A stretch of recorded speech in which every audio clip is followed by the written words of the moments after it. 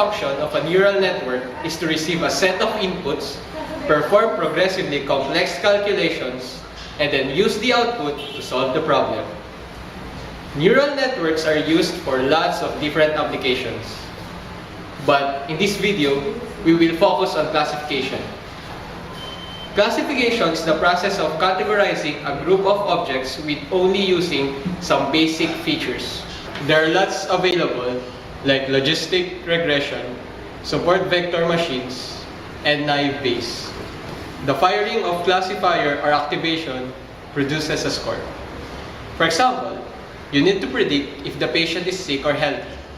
All you have is the height, weight, and temperature.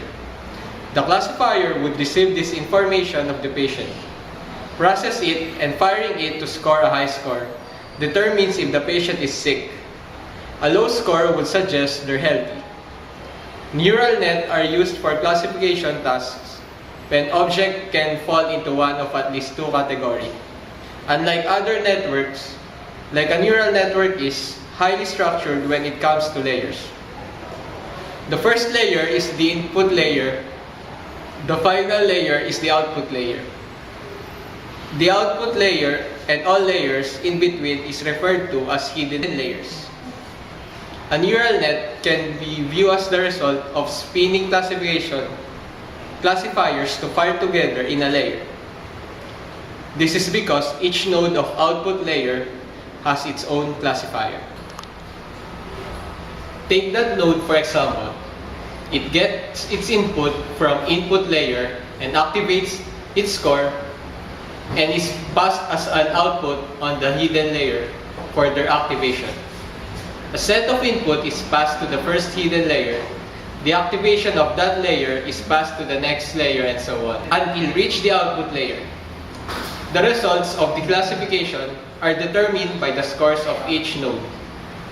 This happens to each set of inputs. The first neural net were born of a need to progress the accuracy of an early classifier perception. It was shown that by using a layer web perception, the accuracy predictions can be improved as a result.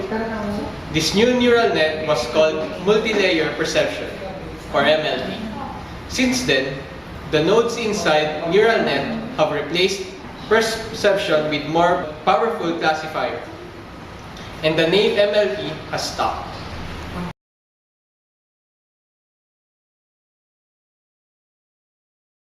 So, our first application is on the handwriting recognition. The idea of using feed-forward networks to recognize handwritten characters is straightforward. The bitmap pattern of the handwritten character is input, with the correct letter or digit as the desired output. Such programs need the user to train the network by providing the program with their handwritten.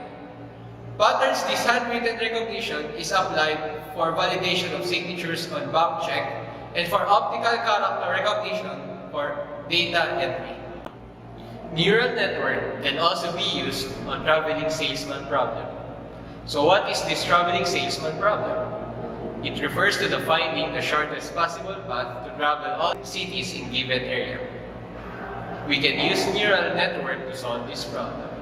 A neural network algorithm, such as genetic algorithm, starts with random orientation of the network. To solve the problem, this algorithm chooses a city in a random manner each time and finds the nearest city. Thus, this process continues several times. After every iteration, the shape of the network changes and network converges to a ring around all the cities. The prediction accuracy of neural networks has made them useful in making a stock market prediction. For large business companies, making predictions for stock exchange is common. This is by using parameters such as current trends, political situation, public view, and economists' advice. We can also use neural networks in currency prediction, business failure prediction, debt risk assessment, and credit approval. Image compression. A neural network used for image compression contains the equal size of input and output layer. The intermediate layer is of smaller size. The ratio of input layer to intermediate layer is the compression ratio of the network.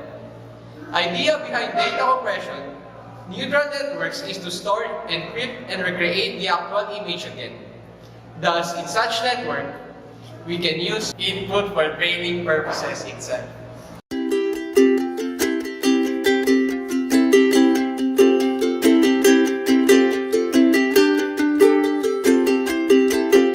Now we're going to talk about how artificial neural network works. Neural networks are able to learn by adapting their connectivity patterns so that organism improve its behavior in terms of reaching certain evolutionary goals. The strength of a connection, or whether it is excitatory or inhibitory, depends on the state of receiving neuron synapses. The neural networks achieves learning by appropriately adapting states of its synapses. As you can see on this diagram, net input signal is the sum of all inputs after passing the synapses, and it's derived using this formula.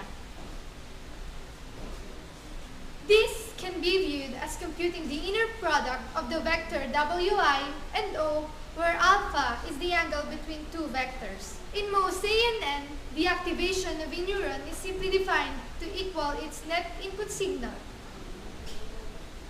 Then, the neuron's activation function, F, is applied directly to it.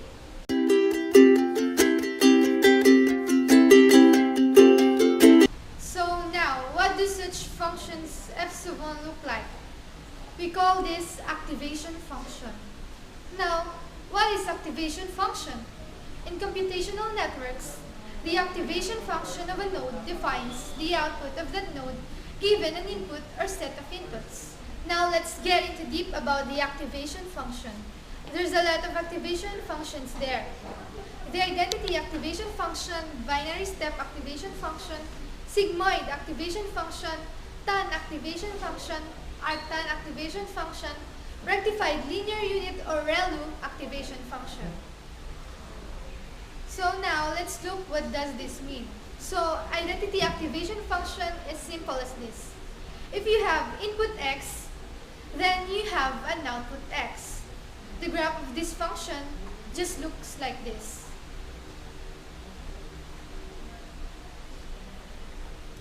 Then the binary step, if you have an input greater than 0, then you get an output of 1. And if you have an input of less than 0, then you get an output of 2. This is the graph of the binary step, and it's very useful in classifier. If you want to classify between 1 and 0, then binary step is the good one. You probably know what activation function is, but we miss one function. The sigmoid activation function. A sigmoid function produces a curve with an S shape. The example sigmoid function shown on the left is a special case of the logistic function, which models the growth of some set. Having a non-negative or non-positive first derivative, one local minimum and one local maximum. The logistic sigmoid function is related to the hyperbolic tangent as follows. Sigmoid functions are often used in artificial neural networks to introduce nonlinearity in the model. A neural network element computes a linear combination of its input signals and applies a sigmoid function to the result. A reason for its popularity in neural networks is because the sigmoid function satisfies a property between the derivative and itself such that it is computationally easy to perform. Derivatives of the sigmoid function are usually employed in learning algorithms. Now to prove that neural net can compute any function. One of the most striking facts about neural networks is that they can compute any function at all. That is, suppose someone hands you some complicated, wiggly function, f(x).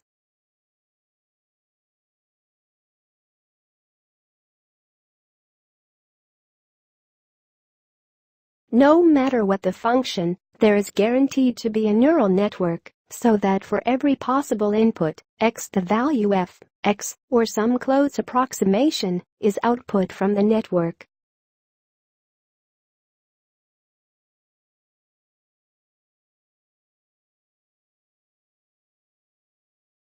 This result holds even if the function has many inputs, f equals f, x1, xm, and many outputs. For instance, here's a network computing a function m equals 3 inputs and n equals 2 outputs.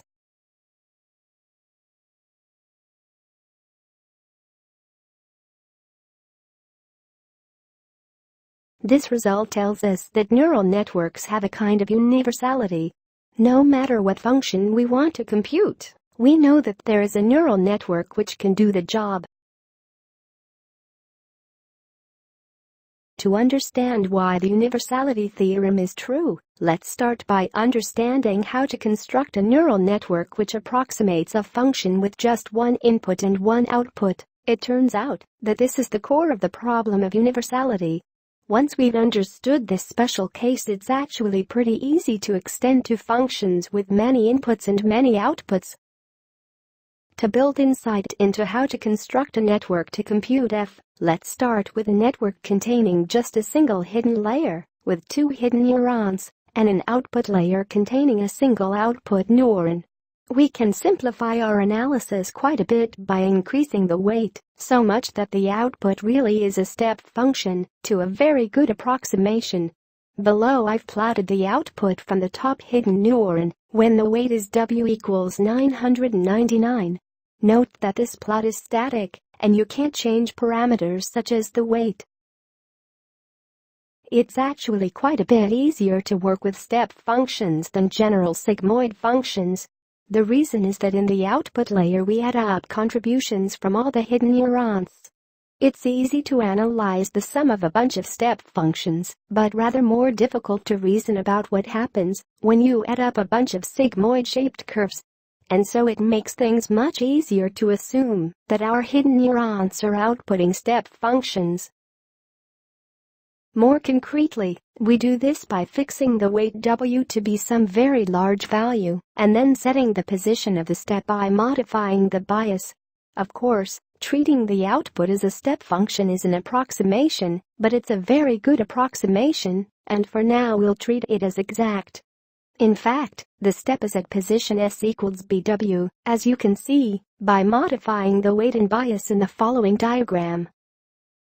It will greatly simplify our lives to describe hidden neurons using just a single parameter, s, which is the step position, to s equals bw. Try modifying s in the following diagram in order to get used to the new parameterization. As noted above, we've implicitly set the weight w on the input to be some large value, big enough that the step function is a very good approximation. We can easily convert a neuron parameterized in this way back into the conventional model by choosing the bias b equals ws. Up to now we've been focusing on the output from just the top hidden neuron. Let's take a look at the behavior of the entire network. In particular, we'll suppose the hidden neurons are computing step functions parameterized by step points S1, top neuron, and S2, bottom neuron, and they'll have respective output weights W1 and W2. What's being plotted on the right is the weighted output W1A1 plus W2A2 from the hidden layer. Here, A1 and A2 are the outputs from the top and bottom hidden neurons, respectively. These outputs are denoted with as because they're often known as the neurons as activations. Finally, try setting W1 to be 0.80 and W2 to be 0.8. You get a bump function, which starts at point S1, ends at point S2, and has height 0.8. For instance, the weighted output might look like this. And of course, we can rescale the bump to have any height at all. Let's use a single parameter, h, to denote the height. To reduce clutter, I'll also remove the S1 equals and W1 equals notations. We can use our bump making trick to get two bumps by gluing two pairs of hidden neurons together into the same network. I've suppressed the weights here, simply writing the H values for each pair of hidden neurons. Try increasing and decreasing both H values and observe how it changes the graph. Move the bumps around by changing the step points. More generally, we can use this idea to get as many peaks as we want, of any height. In particular, we can divide the interval 0, 1 up into a large number, n, of subintervals, and use n pairs of hidden neurons to set up peaks of any desired height. Let's see how this works for n equals 5. That's quite a few neurons, so I'm going to pack things in a bit. Apologies for the complexity of the diagram. I could hide the complexity by abstracting away further, but I think it's worth putting up with a little complexity for the sake of getting a more concrete feel for how these networks work. You can see that there are 5 pairs of hidden neurons. The step points for the respective pairs of neurons are 0, 1/50th, 1/5, then 1/5, 2/51st, 5/2/5, and so on, out to 4/5, 5/54th, 5/5/5. These values are fixed, they make it so we get 5 evenly spaced bumps on the graph. Each pair of neurons has a value of HH associated to it. Remember, the connections output from the neurons have weights HH and H, not marked. By changing the output weights, we're actually designing the function. As you change the heights, you can see the corresponding change in H values. And, although it's not shown, there is also a change in the corresponding output weights, which are plus H and H. In other words, we can directly manipulate the function appearing in the graph and see that reflected in the H values, and the parameters in neural network adapt.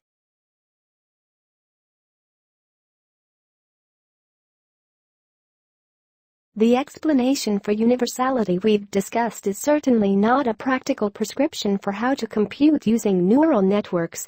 In ROS, it's much like proofs of universality for NAND gates and the like. For this reason, I've focused mostly on trying to make the construction clear and easy to follow, and not on optimizing the details of the construction. However, you may find it a fun and instructive exercise to see if you can improve the construction. Although the result isn't directly useful in constructing networks, it's important because it takes off the table the question of whether any particular function is computable using a neural network. The answer to that question is always yes. So the right question to ask is not whether any particular function is computable, but rather what's a good way to compute the function. To sum up, universality tells us that neural networks can compute any function. And empirical evidence suggests that deep networks are the networks best adapted to learn the functions useful in solving many real-world problems.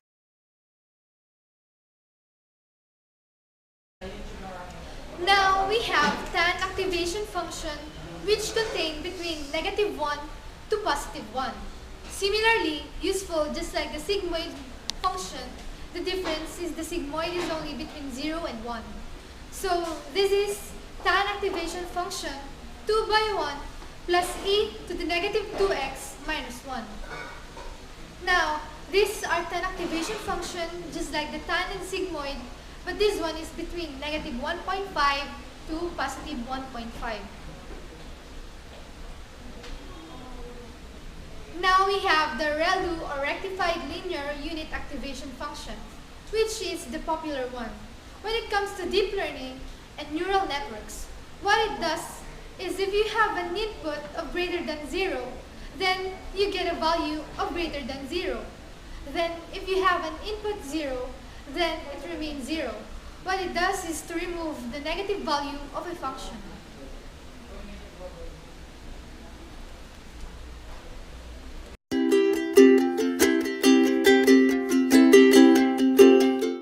In this report, we want to investigate a method of artificial neural network optimization. Backpropagation is one of the most common methods for optimization. Artificial neural network is presented as a system of interconnected neurons which exchange messages between each other. Neural network is used to solve a wide variety of tasks which is hard to solve using an ordinary rule-based programming.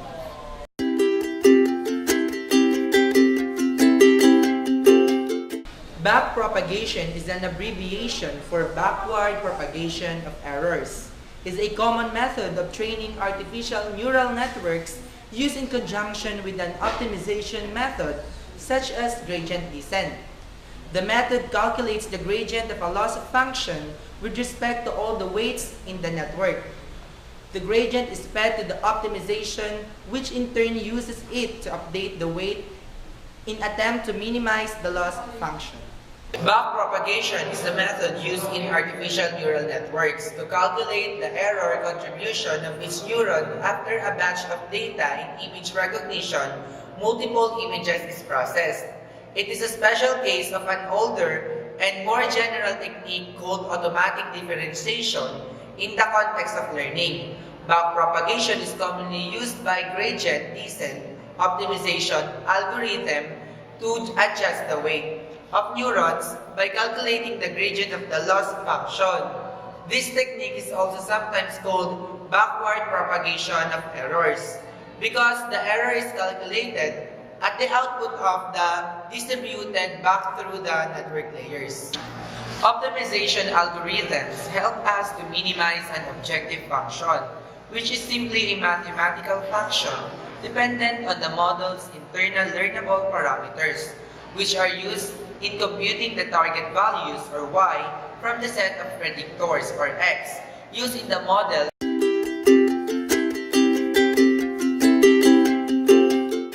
We call the weights and the bias values of the neural network as its internal learnable parameters, which are used in computing the output values and are learned and updated in the direction of optimal solution.